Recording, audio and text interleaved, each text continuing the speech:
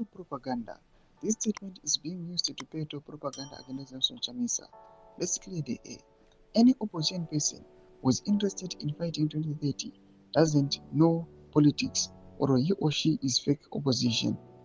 In Zimbabwe, there is no rule of law, meaning the constitution does not exist anymore. Sabina mashoko nyuko panguva ino aiwa vanhu vachiva vachibatikana pamusoro pemashoko anenge chokwadi avaiva vachiziviswa nebbc. Inobva subscribe or like on the bell icon. BBC Zimbabwe inobuda nyora chete. If you are a true constitutionalist, you don't defend the constitution only when it suits you or when another faction or ZANU-PF is in agreement with you. ZANU-PF faction is not doing it to benefit Zimbabwe but ZANU.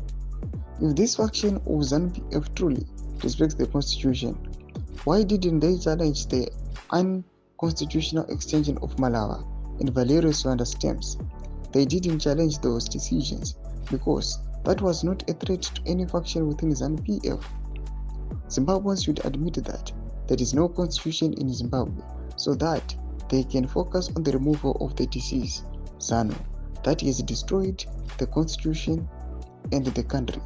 2030 agenda is the symptoms of the disease. So you can't treat the disease by treating symptoms. Stopping 2030 does not reverse Malawa's term in the office. Stopping 2030 does not reverse Malawa's term in the office. Stopping 2030 doesn't fix Zimbabwe. Stopping 2030 does not remove ZANU-PF, which is the disease. So when Nelson Chamisa is telling you that there is no constitution to defend, he knows what he is talking about. If you treat the disease today, which is the total removal of ZANU-PF, everything you are crying about will be resolved because the disease will be treated. Then symptoms will disappear.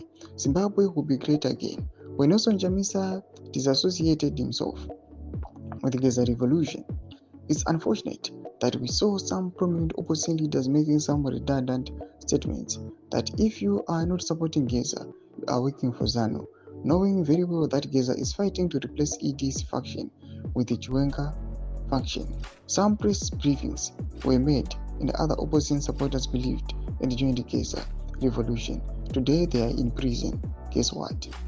The same people who were attacking Nelson Chamisa for not supporting Geza are accusing him of not helping Mazibaba Shanduko, who was arrested for his participation in the Geza march.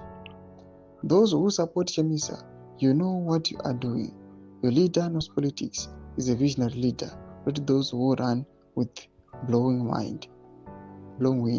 Ndo mashoko anobuda nyuko panguva ino. Pina comment section medu muri kudipa pamusoro pechitiko ichi. So subscribe or like channel, turn on the bell icon.